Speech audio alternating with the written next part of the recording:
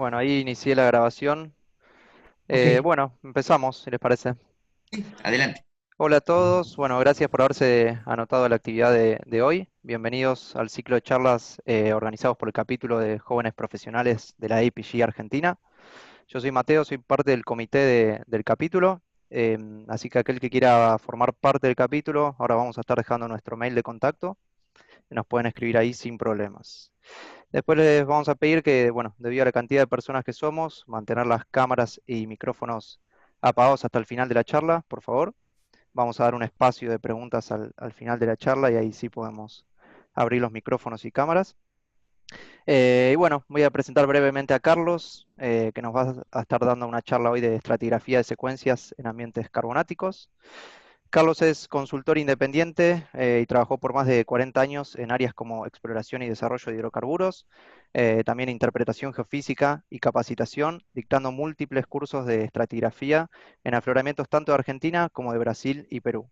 Además, es profesor adjunto de la Universidad Nacional del Comahue, dictando clases de estratigrafía, geología histórica, geología del petróleo y del gas, estratigrafía avanzada y geología argentina. Y además ya hace varios años también colabora activamente con los capítulos de la APG.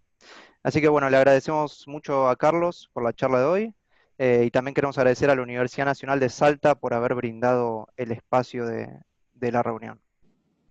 Así que Carlos, ahora bueno, dejo de compartir yo y le doy espacio para compartir. Ok. Bueno, vamos entonces a poner la presentación. Vamos a ver si este, todo el mundo la puede observar.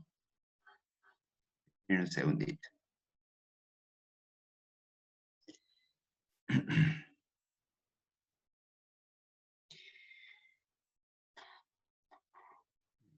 Pero vamos a correr esto para acá. Entonces ahí sí. Ok, bueno, no sé si todo el mundo, los que tienen por lo menos el micrófono abierto, se puede observar bien este, el encabezamiento de la presentación. Sí, se ve perfecto. Bueno, ¿quieren que arranquemos entonces? Nos va a llevar un ratito. Sí, adelante, por favor. Bueno, antes que nada, por supuesto, yo quiero agradecer la invitación por parte del capítulo del EPG, también agradecer a Juan específicamente por la propuesta. Y bueno, como les decía recién en charlas informales, esto forma parte de una materia que se cursa en la Universidad del Comahue, en la cual se vuelca, bueno, toda la experiencia que yo he podido recoger a lo largo de varios años trabajando en la estratigrafía de secuencias, en distintos ambientes, y bueno, con una proporción también intentando aplicar estos conceptos generales dentro de la estratigrafía de secuencias en carbonatos. Aquí tenemos una bellísima visión de un arrecife coralino de la Gran Barrera de Australia. Y bueno, nuestra charla va a hablar primero de una definición de la estratigrafía de secuencias, también como segundo punto vamos a ver las características y los condicionantes de la depositación de las rocas carbonáticas y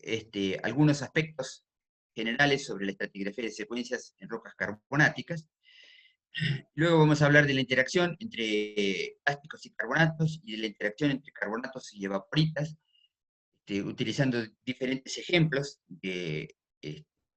de estos dos tipos de interacciones que son las más comunes que nos enfrentamos habitualmente. Algunos de los ejemplos en los cuales se intentó aplicar esta interacción entre carbonatos y plásticos y finalmente vamos a nuestras conclusiones. Entonces, para comenzar, hablando sobre lo que sería la definición de la estratigrafía de secuencias, y esto es una definición que no van a encontrar en ningún libro, es una definición así de la experiencia personal, en la cual la estratigrafía es simplemente un método para organizar o la estratigrafía de secuencias, un método para organizar la estratigrafía con criterios genéticos, destacando las interrupciones de los procesos naturales a diferentes escalas, con el objetivo de reconstruir la historia de la evolución del relleno sedimentario de la corteza y fundamentalmente efectuar predicciones. Esa es nuestra tarea fundamental como estratígrafos. Y sobre todo, que esta disciplina ha sido creada o por lo menos fomentada desde la industria de los hidrocarburos y luego ampliada a todo el resto de espectro de la estratigrafía, en la cual siempre trabajamos con una cantidad pequeña de información y a través de esa cantidad pequeña de información nosotros tenemos que efectuar predicciones de lo que va a ocurrir en posiciones distantes a los lugares donde nosotros tenemos nuestros puntos de control, sean posiciones proximales o distales de la cuenca. Escala de observaciones geológicas versus escala de los procesos que las originaron. Este es uno de los problemas más complejos que nos enfrentamos cuando realizamos estratigrafía. Nunca sabemos exactamente cuando nosotros estamos frente a un testigo corona, frente a una información de perfiles eléctricos o frente a una línea sísmica. Realmente las observaciones en relación a los procesos de interacción entre los depósitos sedimentarios, qué es lo que verdaderamente representan en relación a los procesos que generaron ese determinado diseño. Y entonces, eso es uno de los elementos de enorme importancia y de grandes dificultades que nos enfrenta la reconstrucción de la estratigrafía. Factores controlantes del relleno sedimentario. ¿Cuáles son los factores que condicionan y que de alguna manera generaron la particular arquitectura depositacional en el sitio de donde nosotros estamos tendiendo a efectuar nuestras predicciones? Y flujos de trabajos. Podemos realizar nuestros flujos de trabajo desde la visión general, o sea, desde la visión de cómo fue una determinada relleno de una cuenca, o las etapas del relleno de una cuenca y los condicionantes de acuerdo a la inserción de esa cuenca dentro de los esquemas de tectónica global,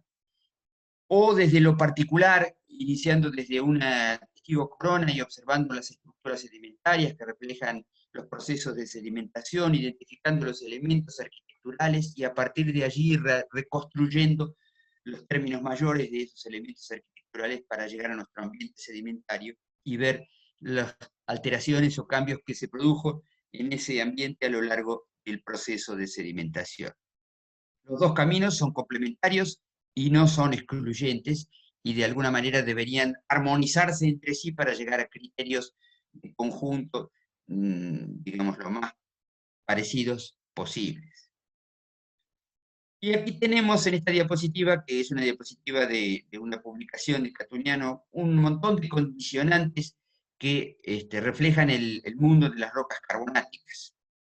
En las rocas carbonáticas hay condicionantes biológicos a través de la evolución que ha experimentado la biota a lo largo de la historia de nuestro planeta, de la mineralogía, en la cual está constituida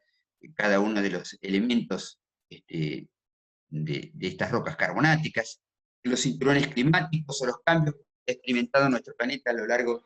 de la historia a través de la tectónica de placas, que han producido también estos cambios, variaciones en la temperatura y en la salinidad que afectan enormemente a estas rocas carbonáticas. El influjo clástico, mayor o menor, la turbidez y la impronta de luminosidad que puede existir en el agua, los desplazamientos de las corrientes oceánicas, sean por cuestiones de salinidad o por temperatura, y dentro de los controles en la acumulación, la posición del nivel del mar, en el caso de los carbonatos de origen marino, el tipo de subsidencia, la velocidad y las características de esa subsidencia y las tasas de acumulación de esas rocas carbonáticas. Y también en relación a la topografía del sustrato en el cual esas rocas carbonáticas están siendo desarrolladas, todas esas particularidades afectan intensamente a las rocas carbonáticas en factores, digamos, mucho más pronunciados que lo que ocurre con las rocas plásticas.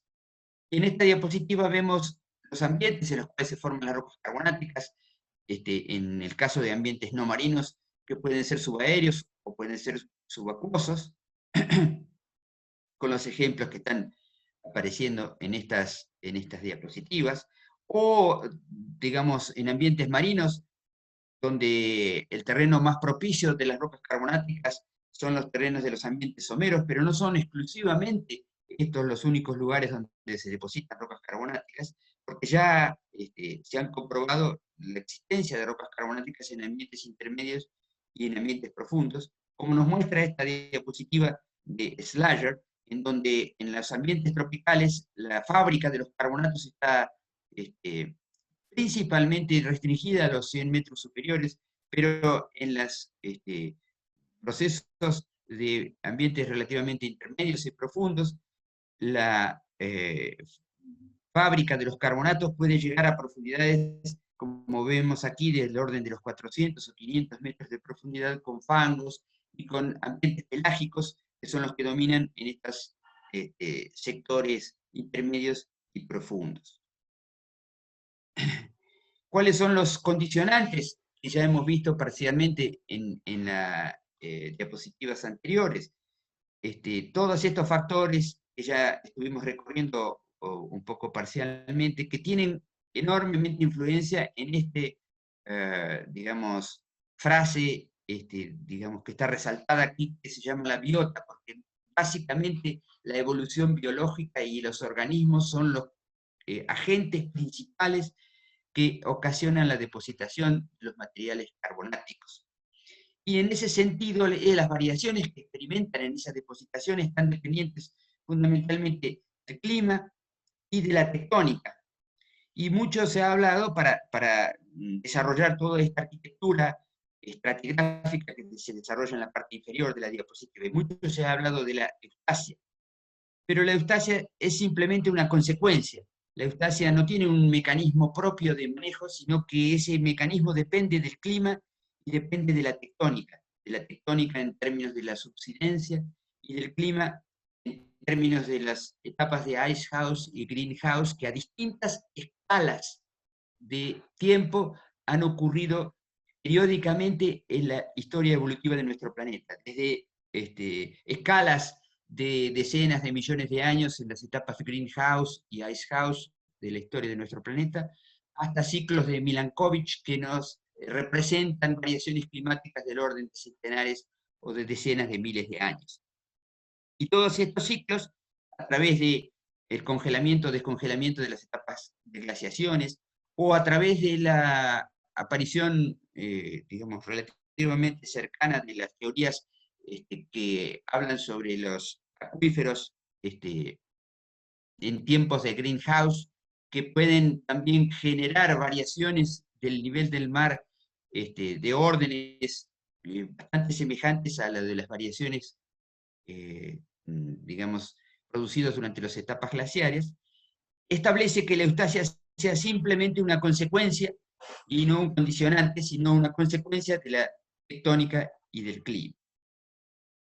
¿Y a qué escalas nosotros podemos observar todas estas variaciones que pueden experimentar las rocas carbonáticas? Pues las podemos observar a escala de una cuenca entera, con los grandes ciclos de primera y segunda orden de relleno principal de la cuenca, a escala de la información sísmica, con la escala habitualmente exploratoria, en la cual podemos llevar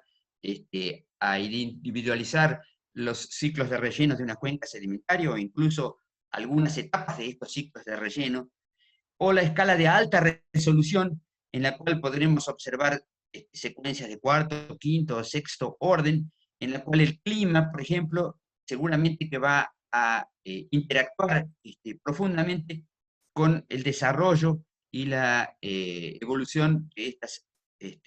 ciclos que puedan responder a estas escalas de observación, y también a la área involucrada en esas escalas de observación. Y finalmente, el dominio de la máxima resolución, que es el dominio de la sedimentología, en la cual dominan los procesos sedimentarios y dominan la evolución de esos procesos sedimentarios que dan lugar a nuestras fases y nuestras secuencias de fases y nuestra interpretación de los paleoambientes asociados con esos ciclos.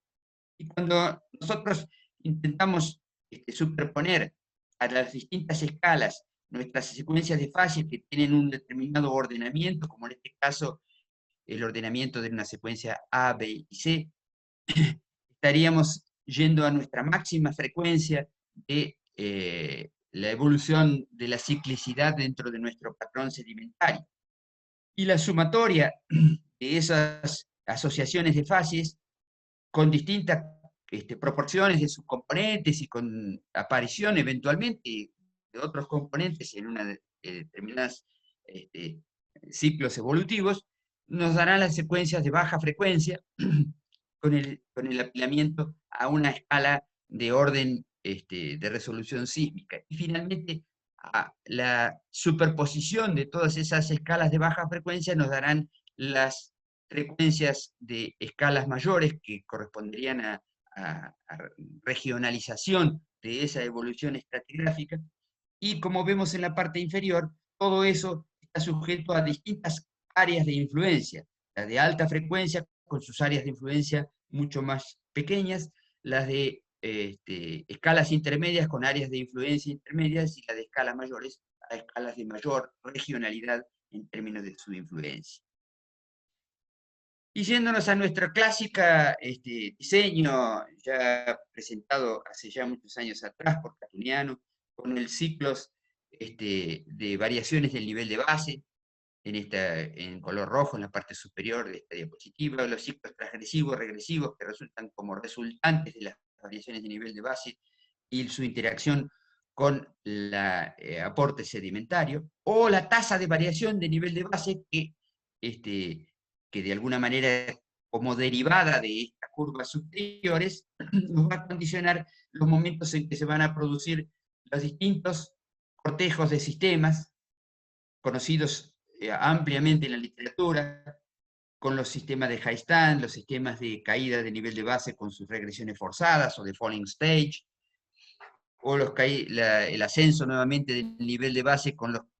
los cortejos de low stand. En este caso, estas denominaciones son otras denominaciones que llaman al falling stage como early low stand y al low stand como late low stand, y los intervalos transgresivos.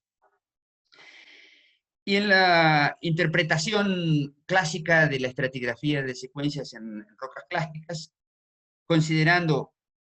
la escala de información sísmica, se consideraba siempre inicialmente una sedimentación, una tasa de sedimentación uniforme, que era la que de alguna manera, con esa uniformidad, las variaciones del nivel de base son las que generaban las distintas superposición de cortejos sedimentarios. En las rocas carbonáticas, los materiales para la construcción carbonática están en su mayor parte dentro de la cuenca, no tienen que hacer ningún viaje de transporte de ningún otro sitio. Por lo tanto, estas rocas carbonáticas tienen la particularidad de poder, a través de la preservación de esos ciclos, poder experimentar o poder permitirnos a nosotros la observación y la clasificación de ciclos de una frecuencia que a veces no están disponibles en esa compleja lucha por los sitios de acomodación que experimentan las rocas clásticas en su depositación. Y algunos de los factores influyentes dentro de los depósitos carbonáticos, en este caso la luz, que nos genera una tasa de producción de los carbonatos asociada básicamente con la disminución de la intensidad de esa luz, generando en las secciones con mayor luminosidad la evolución, digamos, las zonas más propicias para la evolución de los carbonatos, como no experimenta el crecimiento activo de los arrecifes en esta parte derecha de la diapositiva, que no llegan a los 50 o 60 metros, excepto en algunos casos excepcionales que alcanzan hasta profundidades del orden de los 100 metros. Eso genera, de alguna manera, distintas denominaciones para las zonas de mayor luminosidad y de menor luminosidad, en las cuales hay ocurrencias de diferentes tipos de organismos, como por ejemplo la base de las asociaciones de algas rojas, algas verdes, o las bases de las asociaciones de algas rojas, que normalmente soportan, digamos, condiciones un poco más críticas, y todo esto enmarcado en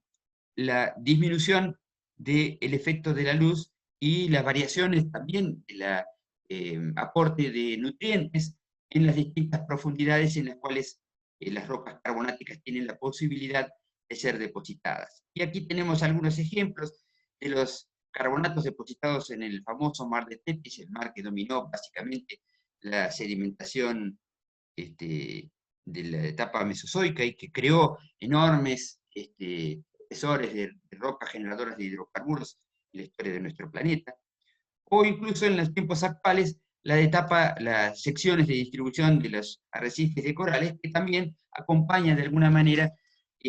las zonaciones climáticas que experimentan nuestra actual distribución de áreas continentales y áreas marinas. Y en cuanto al potencial de crecimiento,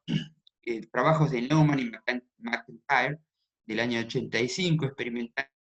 o utilizan estas denominaciones con una etapa inicial de crecimiento, digamos, que es más extensa en el tiempo, pero de un crecimiento un poco más limitado, hasta llegar a una etapa en la cual el crecimiento es muy rápido y en una escala de tiempo mucho más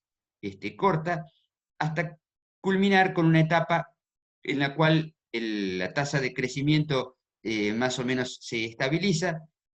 y el tiempo continúa ocurriendo. Y las denominaciones que se utilizaban para estas variaciones en la tasa de crecimiento eran la de startup para la etapa inicial, la de catch up para la etapa intermedia y la de keep up para la etapa final. Y esas, digamos, evoluciones pueden verse reflejadas aquí en los arrecifes de la región de Yucatán o en las Islas Vírgenes o en la Gran Barrera de Arrecifes con un diseño sigmoidal de carácter muy parecido.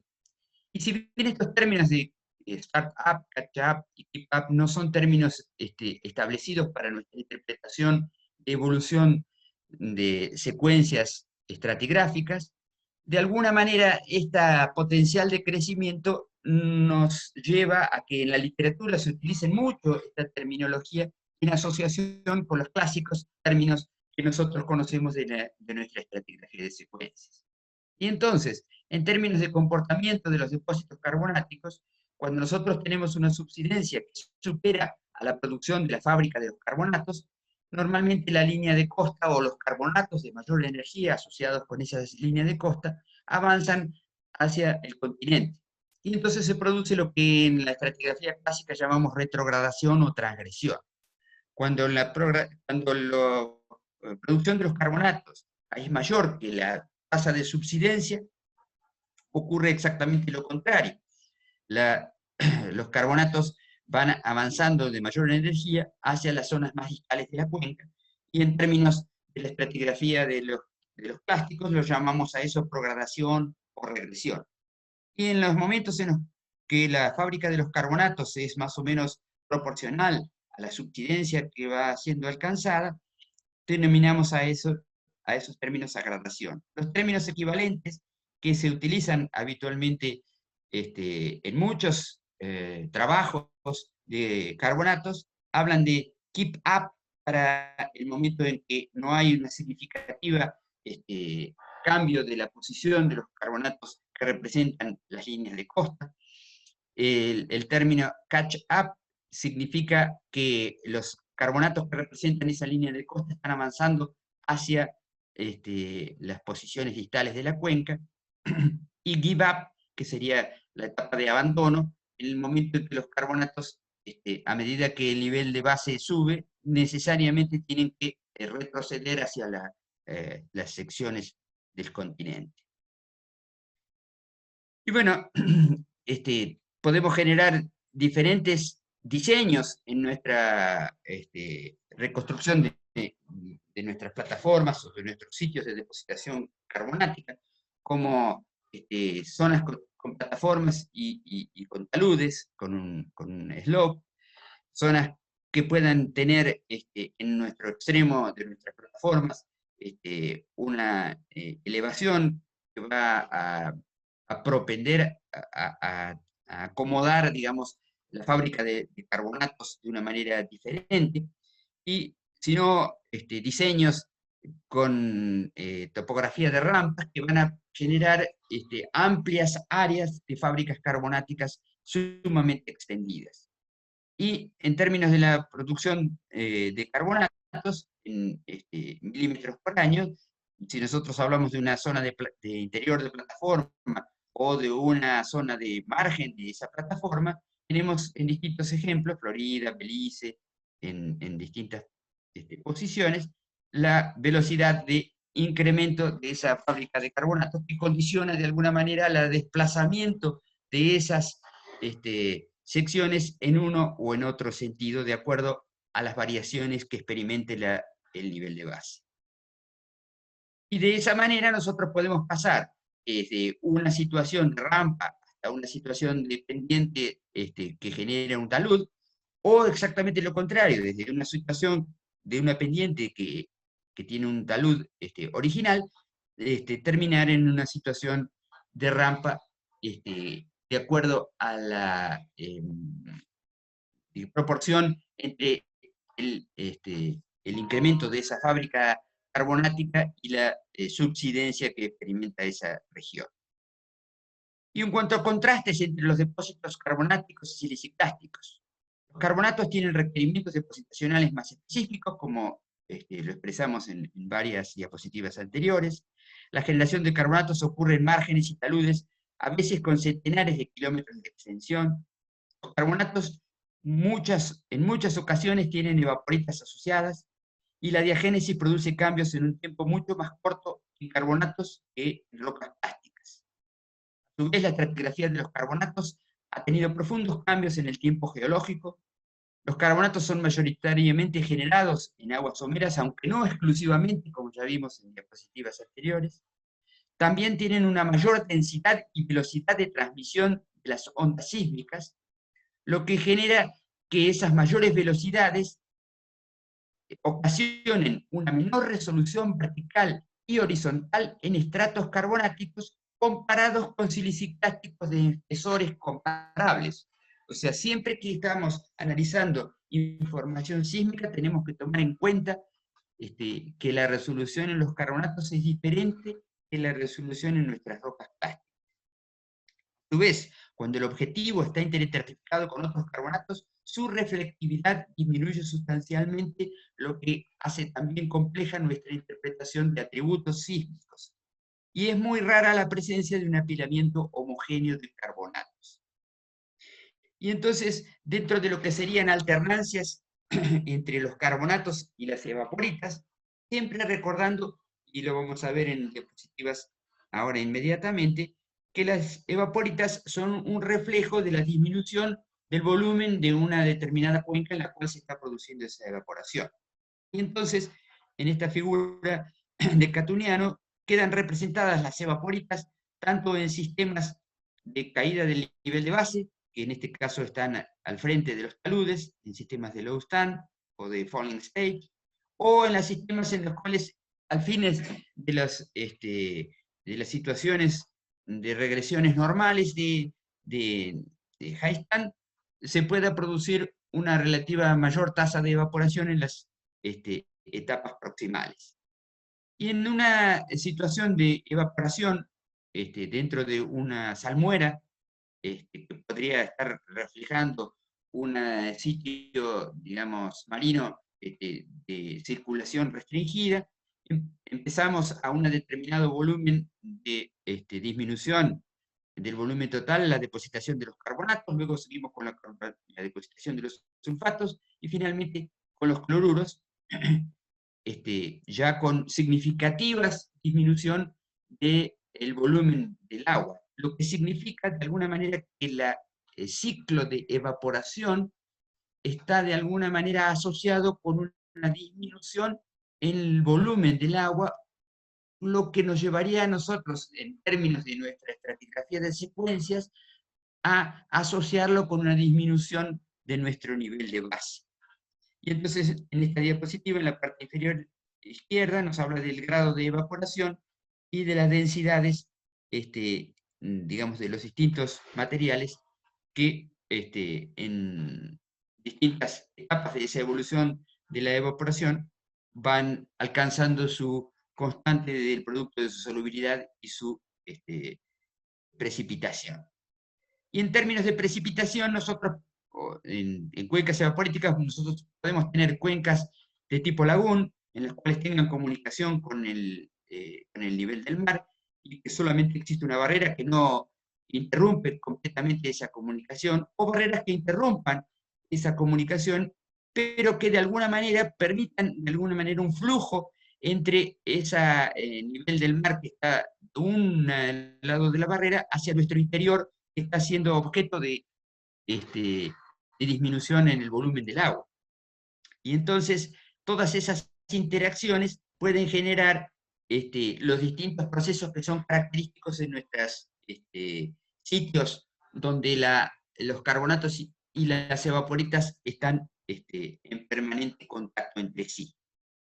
Y en ese sentido, bueno, algunos modelos de aplicación de esas interacciones entre carbonatos y evaporitas, como los modelos del Pérmico superior del norte de Inglaterra y del Mar del Norte. Recuerden que en esos momentos nuestro planeta estaba en una reunión, en la última reunión de sistemas continentales que ocasionó la Pangea, y en un clima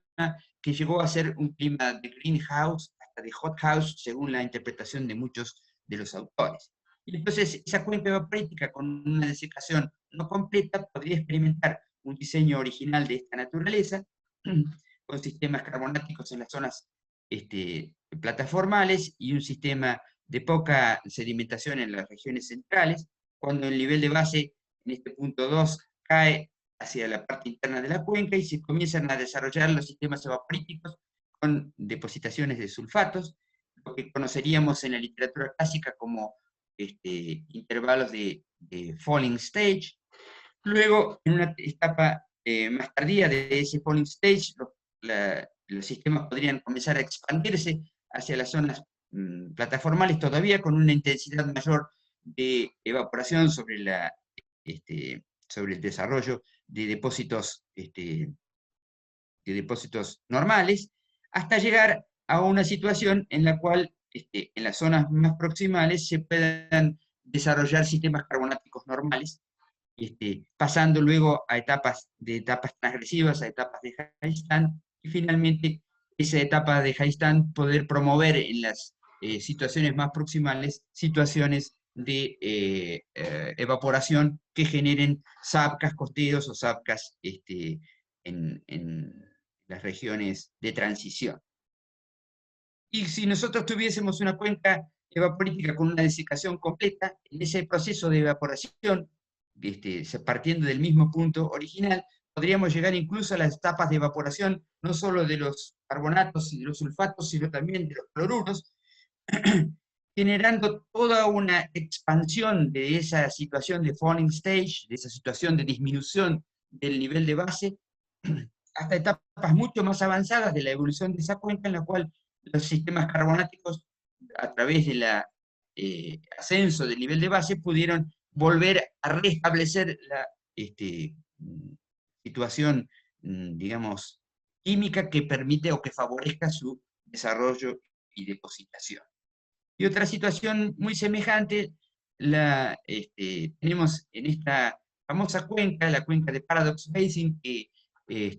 hasta el descubrimiento de los yacimientos del norte de Alaska, del Prudhoe Bay, el famoso Prudhoe Bay,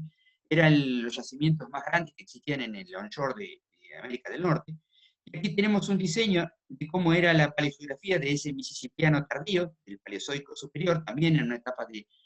hothouse o de greenhouse, y el diseño que presentan este trabajo de Sage con los depocentros de las cuencas de Michigan, la cuenca de Delaware, que son ni más ni menos que estas, digamos, engolfamientos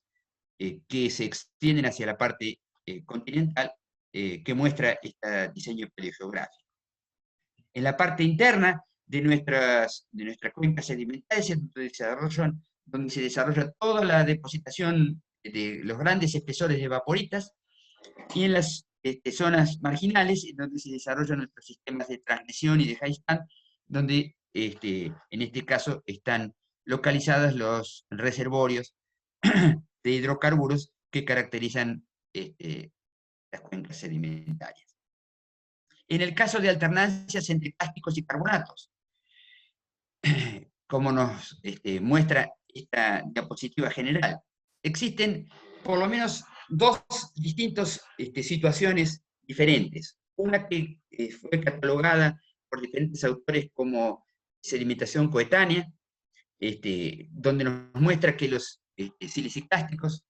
pueden estar en posiciones someras y los carbonatos en posiciones más profundas, o lo contrario, que los carbonatos pueden desarrollar situaciones someras y los siliciclásticos en situaciones profundas, o de sedimentación recíproca, que implica que las situaciones de depositación de carbonatos y de clásticos se van alternando entre sí sucesivamente para generar nuestro relleno sedimentario. Y existen ejemplos en nuestros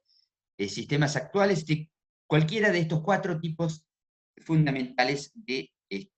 interacción entre plásticos y carbonatos. Y bueno, en este caso, el doctor Schwartz elaboró este modelo para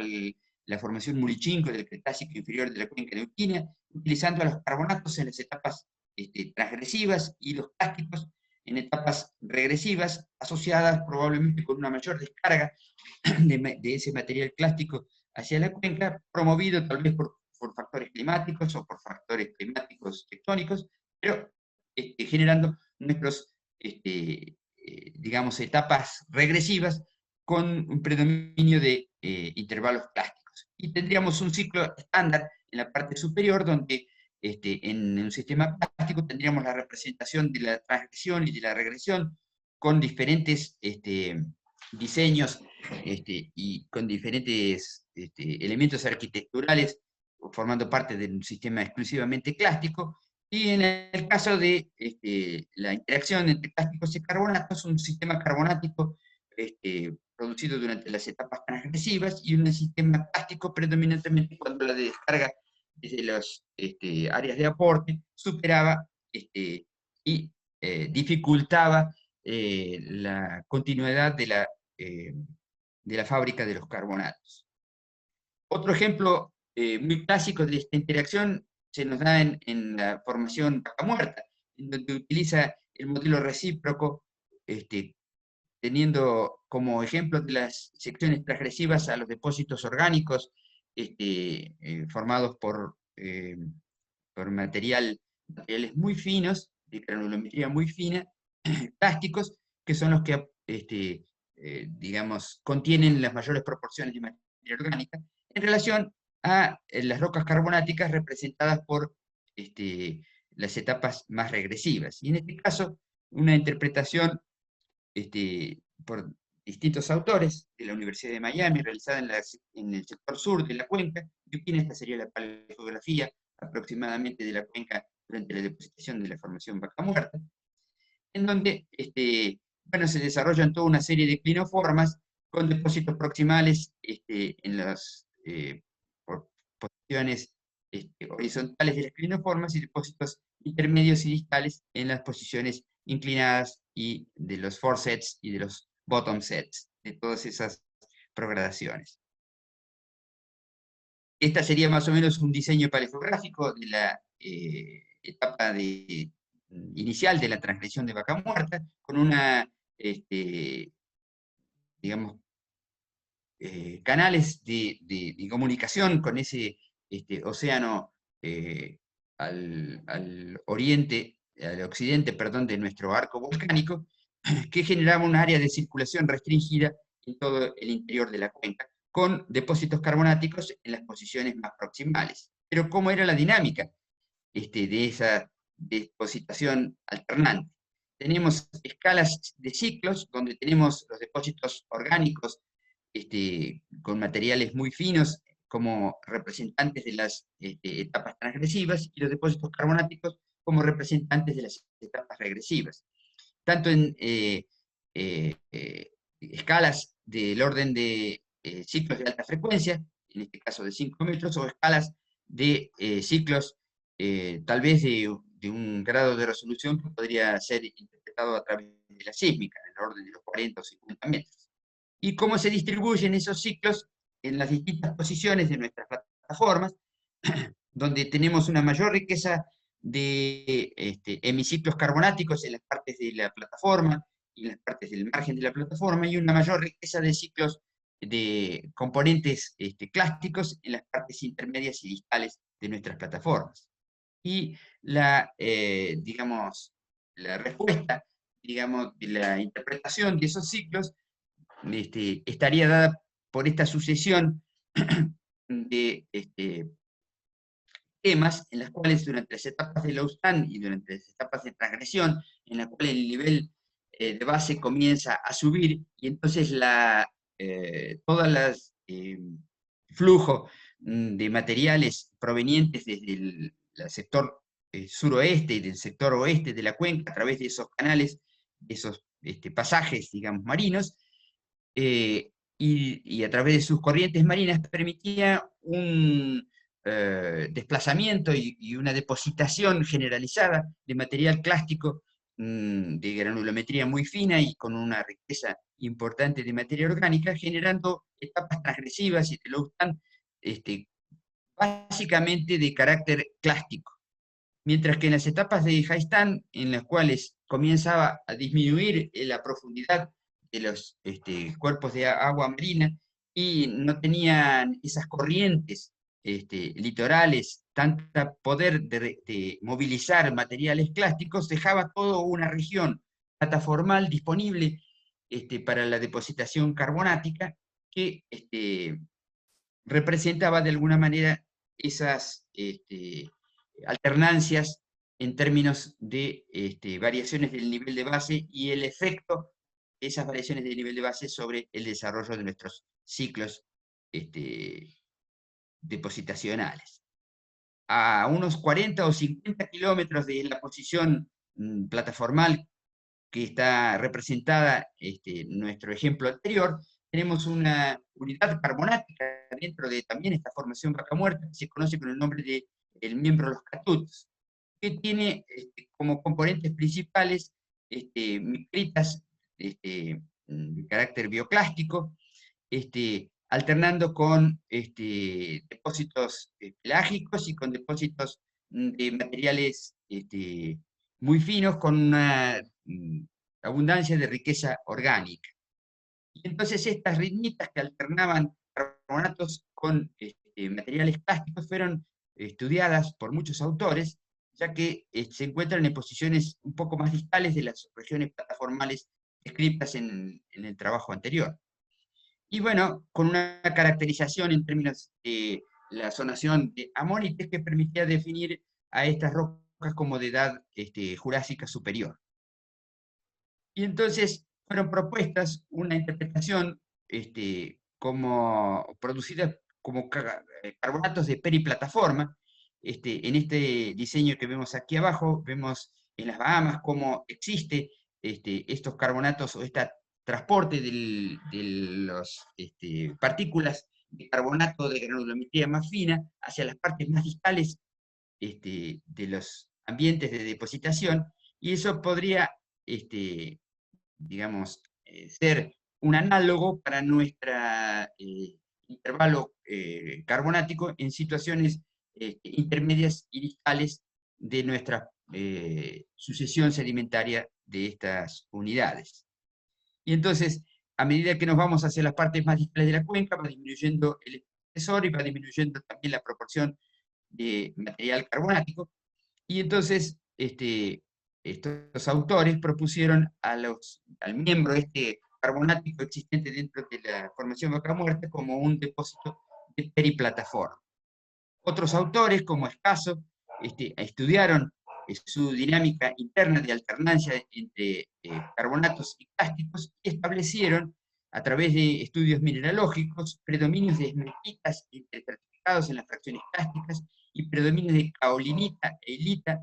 en margas, que reflejaba un clima más húmedo, sílice biogénica máxima en calizas,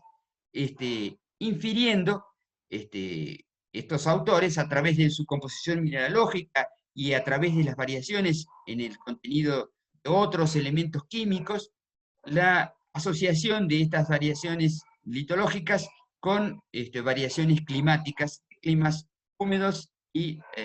más áridos alternantes. Otros autores, más recientemente, establecieron ciclicidades elementales con varios componentes formando parte de estas ciclicidades que les permitieron establecer ciclos de muy alta frecuencia en la alternancia clásico-carbonática y ciclos de menor frecuencia, todos respondiendo a través de estudios magnetoestratigráficos y cicloestratigráficos a variaciones climáticas de distinto orden de magnitud. Otro ejemplo de esa situación recíproca en términos de situación clástica y carbonática está en un yacimiento que está en el margen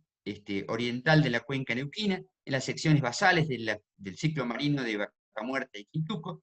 y este sería el plano de espesores, donde vemos claramente un pintout en la parte superior, en donde los términos de color azul son los espesores menores, y en la cual los intervalos transgresivos estarían representados por rocas carbonáticas y los intervalos regresivos estarían representados por rocas plásticas. En este caso son conglomerados que están alineados a lo largo de esa línea de costa como si fueran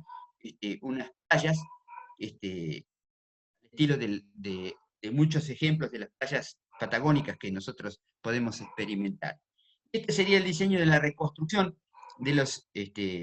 evolución sedimentaria de estas secciones basales de la formación Quintuco, en las cuales tenemos depósitos de carbonatos de tipo greenstone o de depósitos de tipo greenstone olíticos y oncolíticos en las partes transgresivas de estas secciones sedimentarias y conglomerados con matriz carbonática en las situaciones distales, generando esas extensas lenguas de conglomerados paralelas a la línea de costa, que por supuesto en esta región son importantes reservorios de hidrocarburos y que captan sin ninguna duda la atención en términos de su movilidad y su ubicación. Y ya para ir finalizando con estas presentaciones, vamos a mostrarles unos últimos dos ejemplos de interacciones carbonáticos y plásticos en un ambiente diferente, que sería un ambiente de tipo lacustre. Y ustedes, como, o por lo menos los profesionales o los estudiantes que trabajan allí en la región norte del país, conocerán muy bien a la cuenca cretácica del norte de Salta. En esta cuenca cretácica tiene bellísimos afloramientos, corresponden a calizas y alternancias con rocas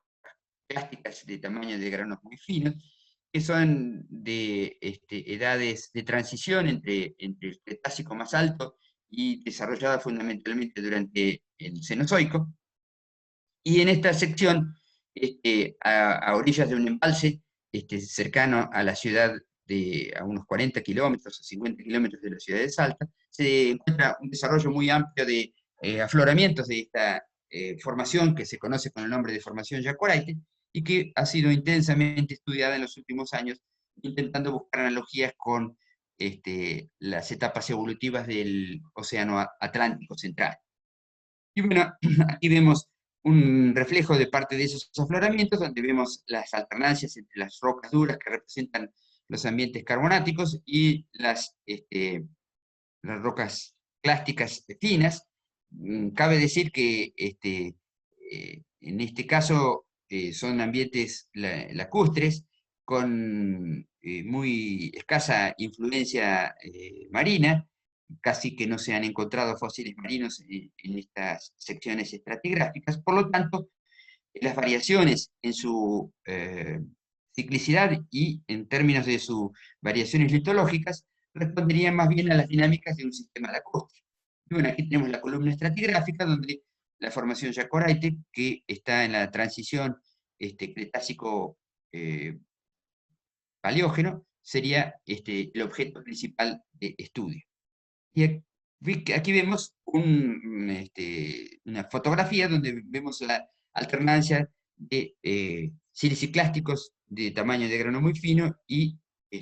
cuerpos carbonáticos. Estos cuerpos carbonáticos están básicamente formados por carbonatos de ambientes lacustres, en los cuales predominan los depósitos de estromatolitos y los depósitos de intervalos laminados muy delgados. Y entonces tenemos un ciclo en el cual se han determinado lo que le llaman las superficies de máxima desecación, que serían estas MDS, o las superficies de máxima expansión, dependiendo de factores exclusivamente climáticos. En las etapas de expansión y en las etapas húmedas se produce la descarga principal del materiales plásticos a esos sistemas lacustres y se desarrollan los intervalos de granulometría más fina, mientras que en las etapas de desecación, en las cuales el agua de esos cuerpos lacustres va ganando en limpieza y sin turbidez producida por los plásticos, se puede desarrollar la fábrica de los carbonatos, en muchos casos con influencias microbiales, generando estos estromatolitos que caracterizan en muchos de esos intervalos carbonáticos. Y entonces esta sería una representación de las etapas por las cuales podría pasar esa evolución lacustre, donde vemos aquí las tasas de precipitación durante la depositación clástica y cómo disminuye la tasa de evaporación y aumenta esa tasa de evaporación durante la depositación carbonática, y las etapas de mayor depositación carbonática y de mayor depositación de plásticos finos. Y bueno, estos pueden generar ciclos de diferentes órdenes de jerarquía, y eso es una de las cosas que nos permiten estas rocas carbonáticas a través de los materiales que son básicamente, digamos, depositados dentro de la misma sitio de sedimentación, nos permiten experimentar varios órdenes de ciclicidad que fueron objeto de diferentes trabajos, en este caso, que llegaron incluso a observaciones de secciones delgadas que permiten identificar algunos intervalos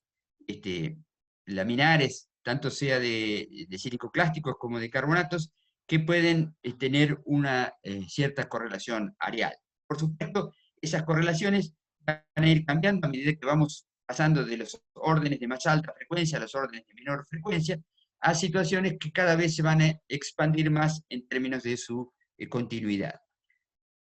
Y esos distintos ciclos identificados permiten en secciones que están separadas por 50 kilómetros o por 8 kilómetros entre sí, que son denominadas como Vaca Muerta, Gauchito o Dique, que son secciones tipo de 3 diferentes localidades, nos permiten establecer esta correlación bastante extensa de por lo menos los ciclos de tercero, cuarto y quinto orden entre sí, lo que nos da una garantía, digamos, de la continuidad de estas condiciones de sedimentación por espacios sumamente prolongados. Y bueno, en esta resumen, de alguna manera, nos está ejemplificando las distintas órdenes de jerarquía identificados dentro de esta formación Jacobaite, las escalas a las cuales esas distintas órdenes de jerarquía pueden estar siendo reconocidas, y cuáles son los mecanismos de mapeo principales que en el caso de las escalas de mayor frecuencia podrían estar relacionadas a la visualización de testigos corona o afloramientos, y en las escalas de mucha menor frecuencia a información sísmica. Y como ejemplo final, tenemos un ejemplo análogo o semejante a lo que vimos en esta cuenca cretácica del noroeste, que es el ejemplo de la formación Barramelia en la cuenca de Santos, en donde este trabajo realizado por el doctor Melo Artagón en el 2018, realizó la correlación entre 3 pozos localizados en la cuenca de Campos y distantes a varios kilómetros de extensión uno del otro, que tenían una continuidad bastante amplia en testigos corona extraídos sobre esta unidad sedimentaria. Los modelos de lagos que experimentaba la etapa evolutiva inicial de nuestro Atlántico Central, en la cual esta región particularmente todavía no había recibido transgresiones marinas debido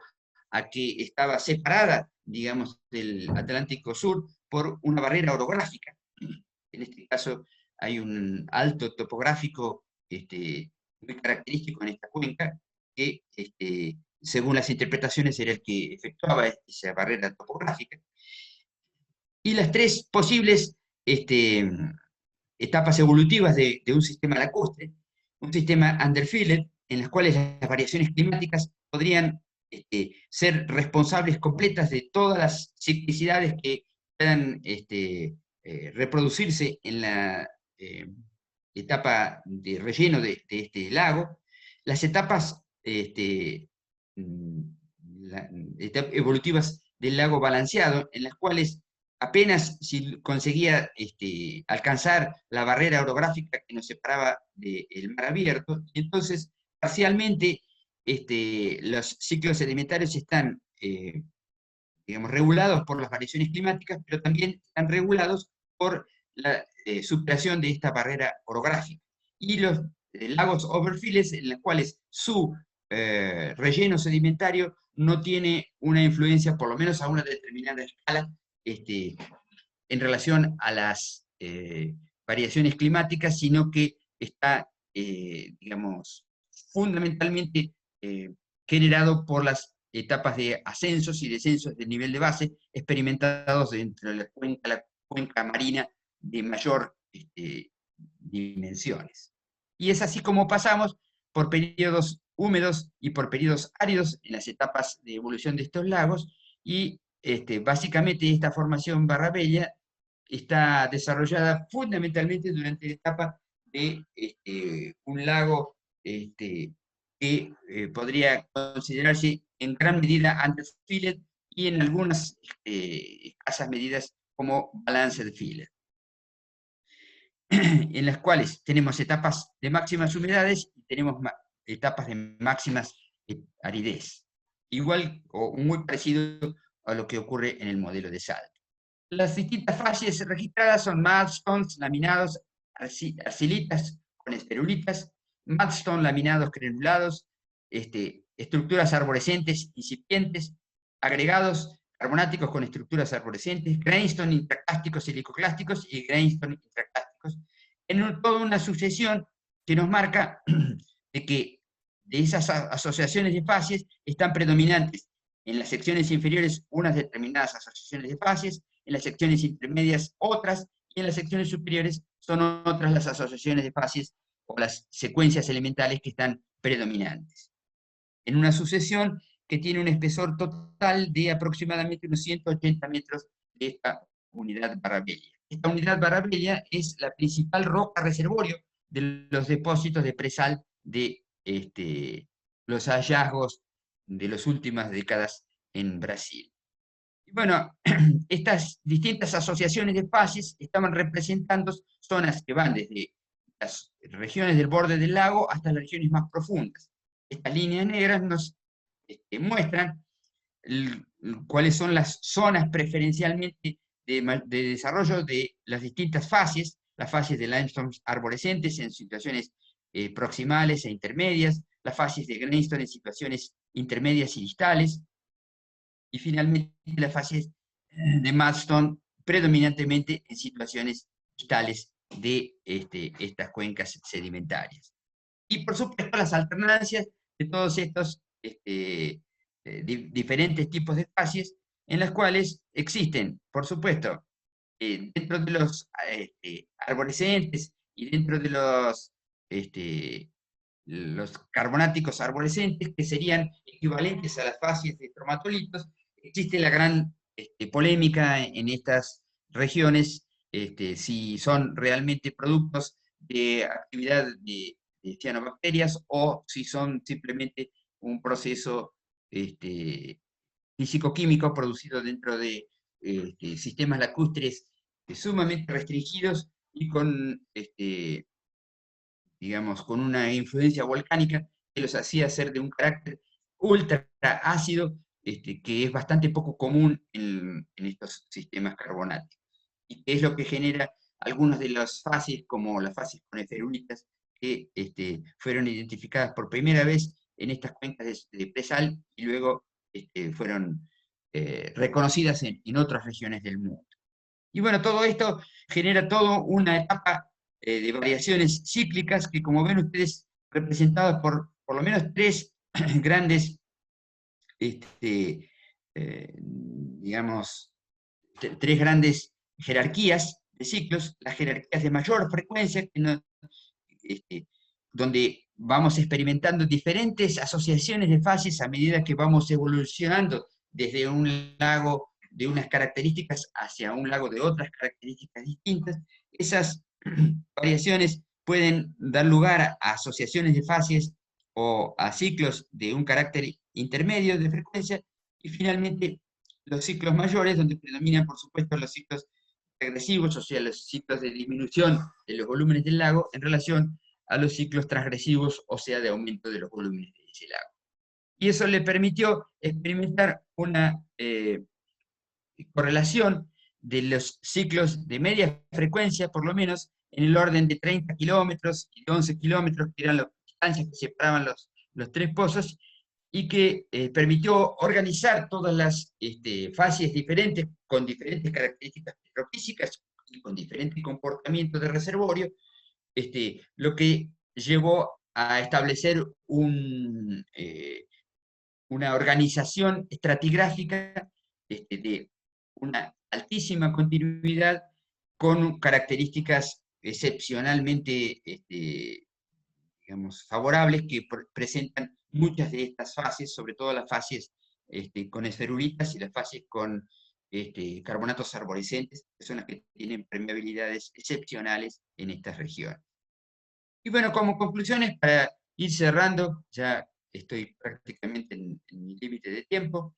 las rocas carbonáticas tienen requerimientos sumamente específicos, como ya hemos conversado. Los materiales que rellenan o que forman parte de estas rocas carbonáticas son todos materiales intracuerpales. El clima y la tectónica son sus controles de primer orden. Existen variados modelos de interacción de carbonatos y de clásticos, y también lo mismo pasa con carbonatos y evaporitas. Y en muchos de los casos se consiguen elaborar modelos de muy alta frecuencia del orden de quinto y sexto orden, lo que nos da una cierta confianza cuando nosotros estamos trabajando en rocas carbonáticas en relación a la interpretación de rocas clásticas. Y finalmente algunas pocas reflexiones, donde la estratigrafía de secuencias es una herramienta que permite confeccionar modelos geológicos con base en criterios genéticos.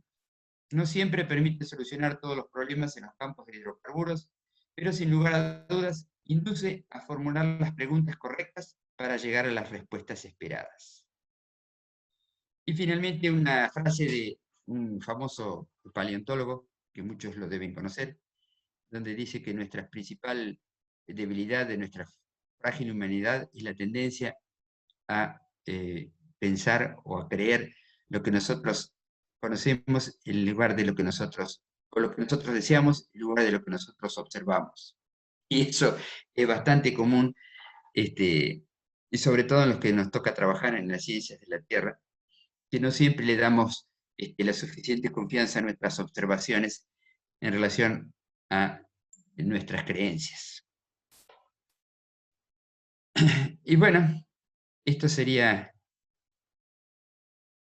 por supuesto, es difícil resumir en un tiempo relativamente corto todo un montón de procesos, pero bueno, es lo que hemos intentado hacer. Y ahí paro de representar. Muy Bueno, bien, muchas gracias, si, Carlos. no sé si Excelente están charla, vivos todavía. muy claro y didáctico como siempre. Ahí Me mandaba saludos Luis Fajardo de Colombia, preguntaba si la grabación va a quedar en algún lado. Nosotros la vamos a estar subiendo al canal de YouTube, que es Ah, APG ok. YP Argentina, así que va a estar disponible ahí. Bueno, Y después si lo pueden enviar ese sitio donde está la grabación, así el link de ese sitio, así todos podemos. perfecto, sí, podemos mandar el canal de YouTube por mail. Si alguien tiene alguna consulta,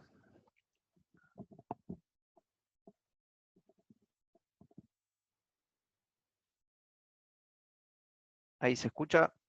Carlos, no sé si está escuchando.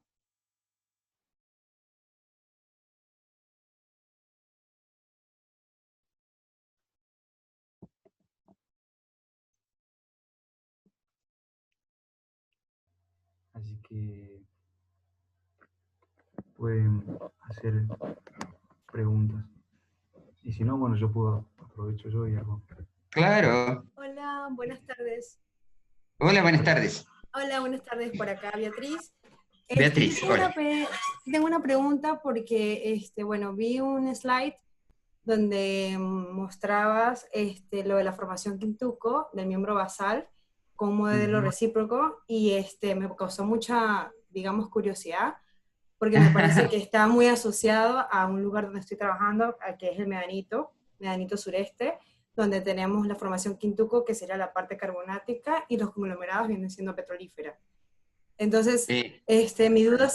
era exactamente lo que comentabas del modelo recíproco, primera vez que lo escucho para, digamos, algo similar a esta zona, o algo entre carbonatos y siliciclástico específicamente para estas dos formaciones. Y también me gustaría saber dónde pudiera conseguir, porque veo que está como señalado como Olmos 2013, la publicación, y me es demasiado familiar, tiene que ser cercano a esa zona.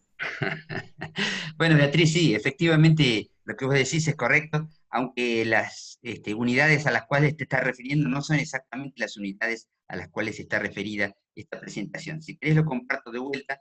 y podemos llegar hasta esa. Olmos, sí, es un colega que publicó este modelo en una conferencia, en una presentación que se hizo en una reunión. Nosotros en ese momento pertenecíamos a la empresa Petrobras y se hacían reuniones periódicas, eh, digamos, en Brasil, y esta fue presentada en una de esas reuniones periódicas en Brasil, como un póster, como una presentación póster, de manera que no tiene una representación de una publicación formal como nos gustaría a nosotros todos tener. Pero en principio, te digo varias cosas. Estas rocas clásticas que corresponden a estos conglomerados que estamos visualizando en este corte, no son la formación petrolífera. Son conglomerados que están dentro de las rocas marinas de la formación Quintuco, y son, de hecho, conglomerados de origen marino. Entonces, esos conglomerados, si bien nosotros no tenemos el registro, la interpretación es que son aportados hacia la zona costera por canales de marea, pero esos canales de marea no tenemos ningún registro específico en esta región, y sí tenemos el registro específico de esos conglomerados que tienen dentro de su composición mucho material volcánico, o sea que seguramente su área de procedencia es un área del margen de la cuenca que tiene ese aporte o ese material volcánico disponible para formar parte, digamos, de esta roca. Estas rocas son delgados conglomerados del orden de unos pocos metros, como máximo 5 o 6 metros de espesor, y que lateralmente no se extienden por más de a veces 300, 400, 500 metros de distancia, alcanzan para poner 2 filas de pozos, no más que eso, y que están dentro de la formación Quintuco, pero que, por supuesto, tienen excepcionales condiciones de porosidad y permeabilidad, y que si uno los puede localizar dentro de las secciones basales de la formación Quintuco, bueno, habrá conseguido un objetivo muy, muy interesante e importante, ¿no? Pero no es la formación petrolífera. La formación petrolífera está por debajo de esta unidad y son depósitos fluviales, continentales, Sí, completamente continentales. sí, me llama me llama la atención también de lo que dices, que totalmente es así, pero lo que comentas, tenemos otras zonas que están bastante cercanas, donde sí tenemos conglomerados dentro de Quintuco, y también nos pasa que hemos visto en los controles geológicos donde tenemos gran influencia volcánica, entonces no sabemos si como tenemos cerca el grupo Choyoy,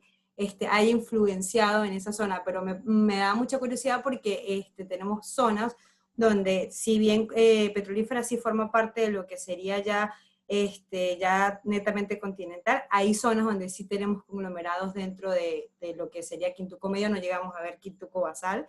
Claro. y son de características muy similares. Entonces, de verdad que está bastante buena la analogía porque como que me hace ruido el tema de que hayan tomado un modelo reciprocal donde no lo había hecho yo antes, o sea, no lo había pensado antes de esa forma. Bueno, ok, Gracias. no, por nada. Eh,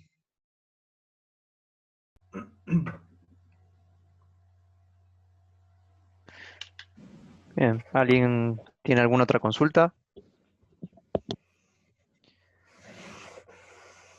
Si no, podemos ir Yo, terminando, Carlos. bueno, Le agradecemos nuevamente la participación y agradecemos a todos por haberse conectado hoy. Buenas, buenas tardes. a sí, ver, sí, no hay allí problema. tiene Hola, sí, una joven. Buenas tardes, mucho gusto. Les saluda Edita. Sí, Edita. ¿Qué tal? Mucho gusto. Saludos desde Perú. Excelente presentación. Bueno, el tema a mí me interesa mucho. Acá en el caso de Perú tenemos las cuencas, la cuenca carbonatada, lo que sería Pucará.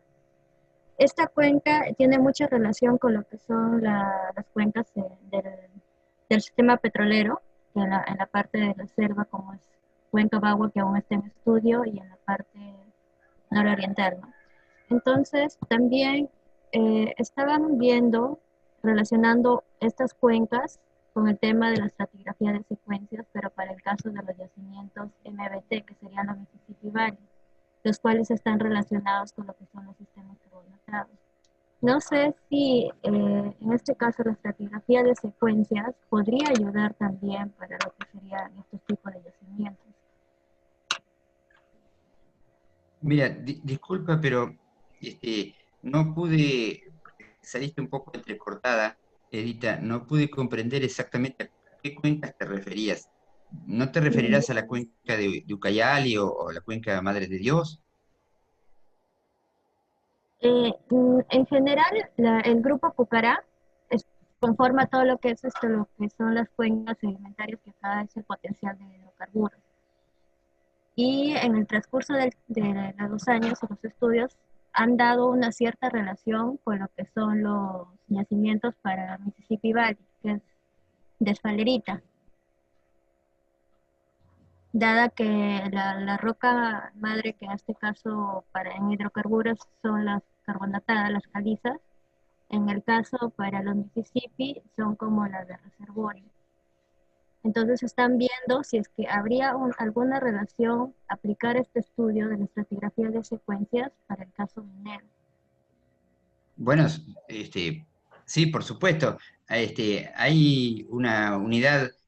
carbonática que es muy famosa en esta cuenca que yo te mencioné, en la cuenca de Madre de Dios y en la cuenca de Ucayali, y que creo que incluso se extiende un poco hacia la cuenca de Marañón, que es la formación Copacabana, la famosa formación Copacabana del térmico. Es una formación carbonática, pero que tiene en sus márgenes de la cuenca intervalos clásticos, en muchos casos que son de origen eólico, y que constituyen reservorios de gas muy importantes en estas cuencas sedimentarias. Hay un profesional, gran amigo, que es Jorge Pozo, que ha hecho un trabajo maestrado con una estratigrafía de secuencias dentro de estas unidades de, de una jerarquía de tercer orden, pero bueno, sin ninguna duda que merecería todos estos intervalos donde hay interacción entre clásticos y carbonatos, merecerían, digamos, un análisis mucho más fino y seguramente deben tener alguna enormes chances de que la estratigrafía pueda colaborar en la predicción de la distribución de los distintos tipos de fases, ¿no?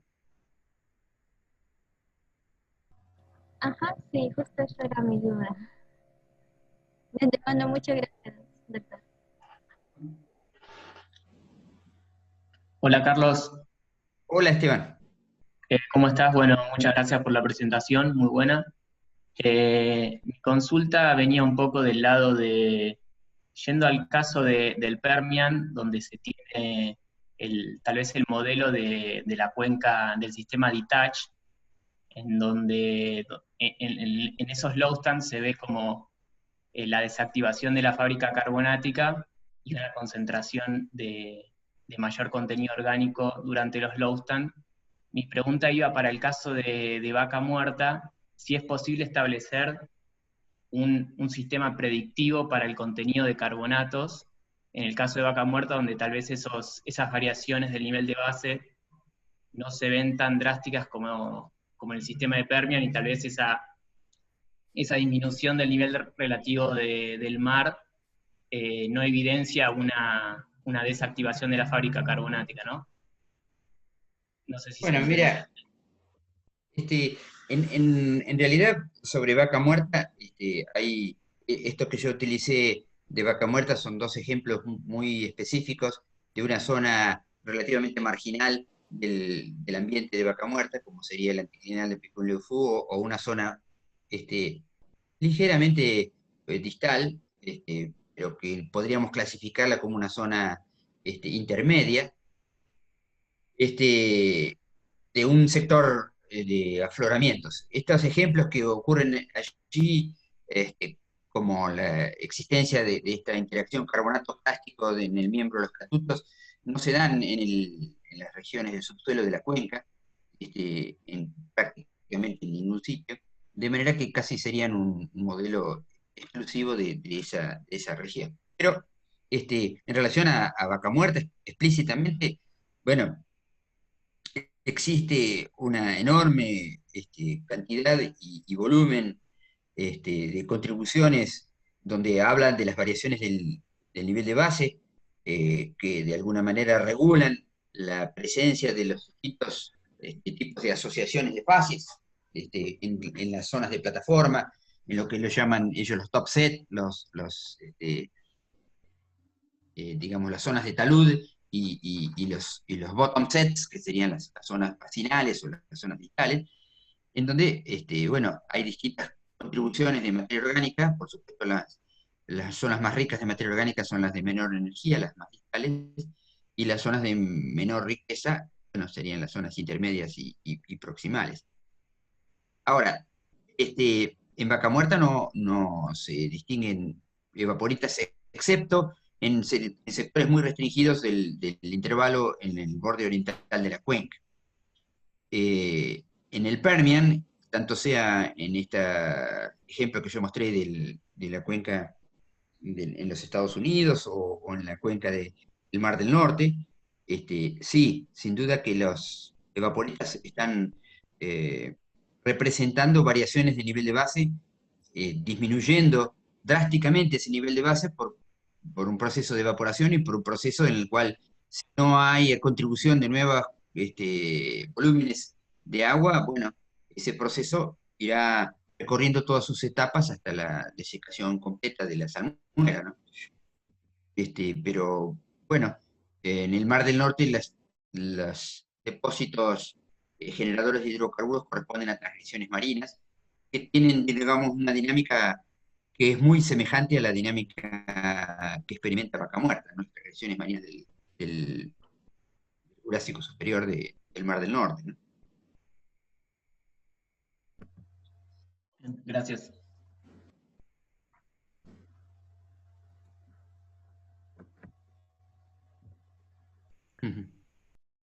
Bien, ¿alguna otra pregunta?